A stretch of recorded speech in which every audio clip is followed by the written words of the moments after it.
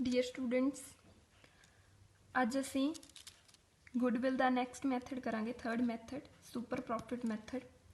आपां दो मैथड कर ले सीगे, एवरेज प्रॉफिट मैथड ते वेटेड एवरेज प्रॉफिट मैथड। ते सुपर प्रॉफिट मैथड जिहड़ा है गुडविल का नैक्सट मैथड है, इहदे विच जिहड़ी है कैलकुलेशन की जाती है। उहदे लई एक फार्मूला है, मैं तुहानूं दस्सांगी लिख के फार्मूला की है। ये तुसीं नोट डाउन कर लेना है बेटा। देखो सुपर प्रॉफिट मैथड है साडे कोल।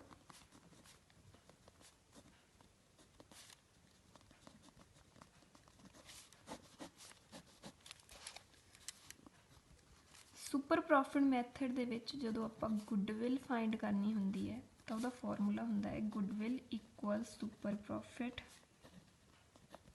Multiply number of purchase years या ईयर्स परचेजिंग। ते गुडविल कैलकुलेट करने के लिए सानू पहला सुपर प्रॉफिट कैलकुलेट करना पड़ेगा।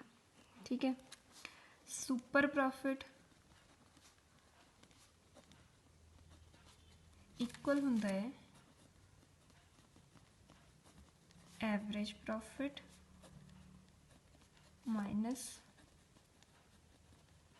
Normal profit. हमेशा सुपर प्रॉफिट कढ़ण दे लई असीं एवरेज प्रॉफिट दे विचों नॉर्मल प्रॉफिट नूं माइनस करांगे। कदे भी असीं नॉर्मल प्रॉफिट चो एवरेज प्रॉफिट नूं नहीं माइनस करना, एवरेज दे विचों नॉर्मल नूं माइनस करना है। ठीक है बेटा, हुण देखो एवरेज प्रॉफिट तुहानूं पता है, तुसीं कैलकुलेट कर चुके हो कि एवरेज प्रॉफिट इक्वल हुंदा है profit for all years divide number of years. ठीक है, एवरेज प्रॉफिट असीं इस तरह कैलकुलेट करते हैं। तो नॉर्मल प्रॉफिट किद्दां कैलकुलेट करांगे? नॉर्मल प्रॉफिट नूं कैलकुलेट करन दे लई साडे कोल जिहड़ा फार्मूला है वो है capital employed multiply normal rate divide 100। ठीक है बेटा, हुण नैक्सट स्टैप है साडे कोल। अगर सानू क्वेश्चन दे विच कैपिटल इंप्लॉयड गिवन है तो असीं सीधा लिख देंगे। अगर सानू कैपिटल इंप्लॉयड गिवन नहीं है फिर असीं की करांगे? कैपिटल इंप्लॉयड जिहड़ा है वो सानू कैलकुलेट करना पएगा। कैपिटल इंप्लॉयड जिहड़ा है वो उहदे कई सारे फार्मूले साडे कोल तुहाडी बुक दे उत्ते दित्ते होए है। कैपिटल इंप्लॉयड इक्वल हुंदा capital plus free reserve minus factitious asset. ये भी साडे कोल कैपिटल इंप्लॉयड आ जाता है।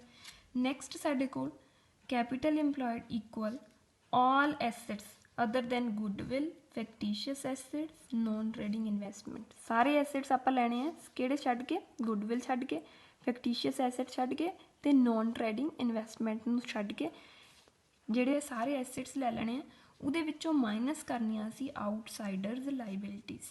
आउटसाइडर लाइबिलिटीज़ नूं माइनस कर दांगे तो साडे कोल कैपिटल इंप्लॉयड आ जाएगा। ठीक है बेटा,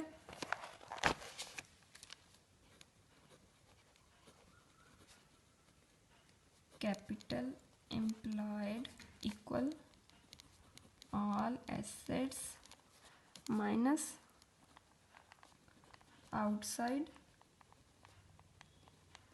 लाइबिलिटीज़। ठीक है बेटा, तो ऑल एसेट्स दे विच तुसीं असैप्ट वाली चीज़ जिहड़ी है वो लिख लैनी है, other than goodwill fictitious assets and non trading investment. ये जिहड़ा है सुपर प्रॉफिट के नाल गुडविल नूं करन दे लई फार्मूला है। देखो स्टैप असी इस तरीके नाल लिखे है, बट सब तो पहला साडे कोल कैपिटल इंप्लॉयड असी कैलकुलेट करना है, नॉर्मल प्रॉफिट कैलकुलेट करना है, एवरेज कैलकुलेट करना है, फिर सुपर प्रॉफिट कैलकुलेट करांगे, फिर सुपर प्रॉफिट के नाल गुडविल कैलकुलेट होकर साडे कोल आंसर आएगा। ये स्टैप जिहड़े है तुहानूं समझाउण दे लई इस सीक्वेंस दे विच लिखे है, बट जो तुसीं क्वेश्चन सॉल्व करना है तो ये जिहड़े है ये बैकवर्ड चलने हैं। पहला capital employed, normal profit, average, super, then goodwill जिहड़ी है वो कैलकुलेट होनी। ठीक है बेटा, आपां एक क्वेश्चन करते हैं। The net profit earned by firm during the last 3 years, 3 years का साडे कोल नैट प्रॉफिट दिता होया है। The capital investment of the firm, capital investment firm की कितनी है, 60,000 है। A fair return on the capital having regarding to the risk involved is 12%. Calculate the value of goodwill on the basis of 3 years of purchase super profit। कहते super profit ਦੇ ਨਾਲ ਅਸੀਂ calculate करनी है गुडविल 3 ईयर साडे purchase दे है। देखो capital ਦੇ ਉੱਤੇ रिस्क इन्वॉल्व करके 12% रेट दिता होया है, 12% रेट दिता है, ये साडा नॉर्मल रेट ऑफ रिटर्न है। तो 60,000 कैपिटल इन्वेस्टमेंट मतलब कैपिटल इंप्लॉयड इन बिजनेस, तो 60,000 जी है कैपिटल इंप्लॉयड है, 60,000 दी सानू। नैट प्रॉफिट दिता होया है 3 सालों का। सब तो पहला असी एवरेज प्रॉफिट जोड़ा है कैलकुलेट करते हैं, क्योंकि कैपिटल इंप्लॉयड साडे कोल कैलकुलेशन पहला ही दी हुई है। एवरेज प्रॉफिट कैलकुलेट करने लिए असी 3 सालों का टोटल करांगे, 3 सालों का प्रॉफिट टोटल करांगे 22,000, 25,000 तो 25,000, ये करके साडे कोल 72,000 आ गया। डिवाइड करांगे 3 दे नाल करके 24,000 जोड़ा है साडे कोल एवरेज प्रॉफिट आ गया। देखो बेटा सुपर प्रॉफिट दे विच असीं हुण इहनूं मल्टीप्लाई नहीं करना परचेज ईयर के नाल, सिर्फ सानू एवरेज प्रॉफिट चाहिए, सानू गुडविल नहीं चाहिए एवरेज प्रॉफिट के नाल। एवरेज प्रॉफिट कैलकुलेट हो गया 24,000। नैक्सट है साडे कोल नॉर्मल प्रॉफिट। नॉर्मल प्रॉफिट देखो, नॉर्मल प्रॉफिट का आपां फॉर्मूला लिखिया सीगा, नॉर्मल प्रॉफिट इक्वल हुंदा है साडे कोल capital employed multiply normal rate divide 100।